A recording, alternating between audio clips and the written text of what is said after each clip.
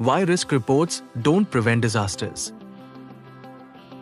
Many organizations produce excellent risk reports. They are detailed, they are structured, they are professionally designed. Yet disasters still happen. After every major failure, the same question is asked: didn't we have risk reports? The answer is almost always yes. So the real issue is not the absence of risk reporting, it is the ineffectiveness of it. Risk reports often create a sense of comfort. They signal that risk has been handled. But documentation does not equal protection. If risk reports alone prevented disasters, organizations with the best reporting would never fail. And yet, history shows the opposite. This contradiction sits at the heart of modern risk management. Risk reports are designed to inform. They identify risks. They assess likelihood and impact. They track mitigation actions. All of this is useful. But here is the limitation. Most risk reports are designed to describe risk, not to change decisions. They summarize exposure, but stop short of recommending uncomfortable action. They rarely answer questions like, should this decision be delayed? Should this project be stopped? Is this risk acceptable right now? As a result, risk reports become reference documents, not decision tools. They sit alongside strategy instead of actively shaping it. In many organizations, risk reports are reviewed politely. Leaders read them. They acknowledge the risks. They thank the risk team. And then, nothing changes. Why?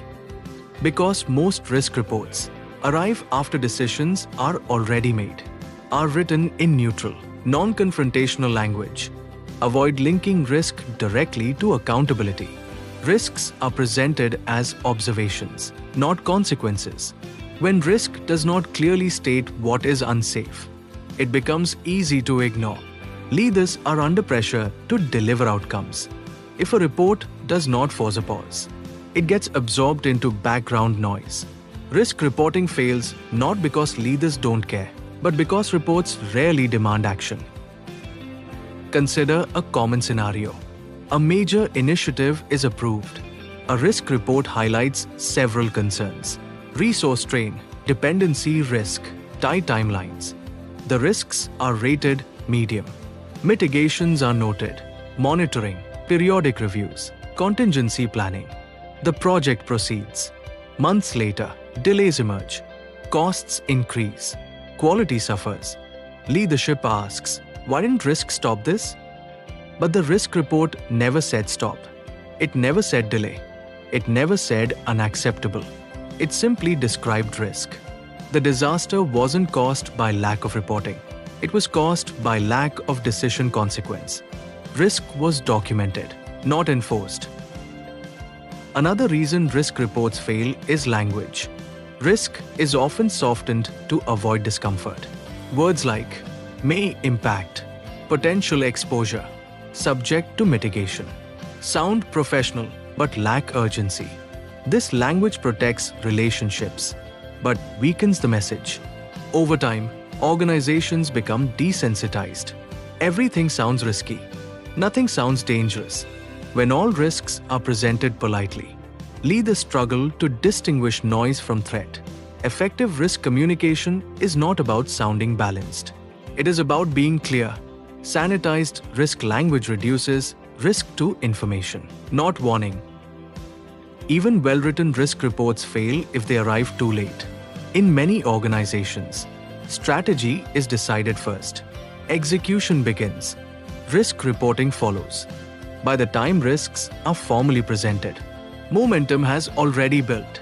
Stopping now feels costly. Delaying feels embarrassing. Reversing feels impossible.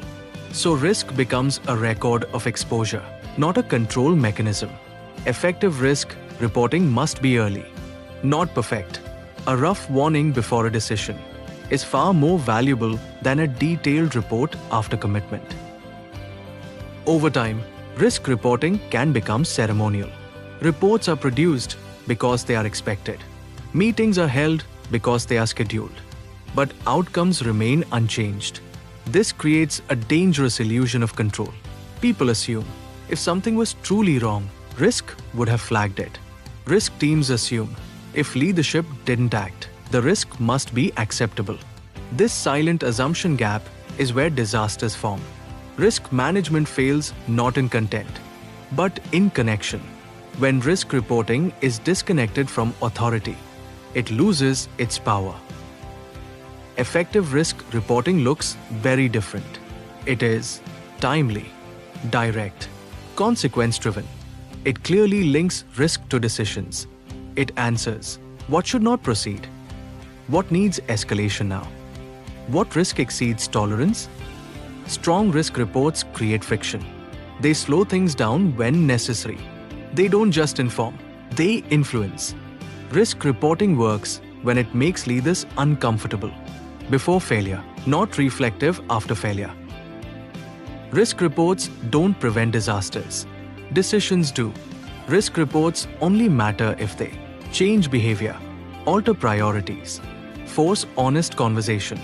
If risk reporting never delays a decision, never challenges leadership, never creates discomfort, then it is not managing risk.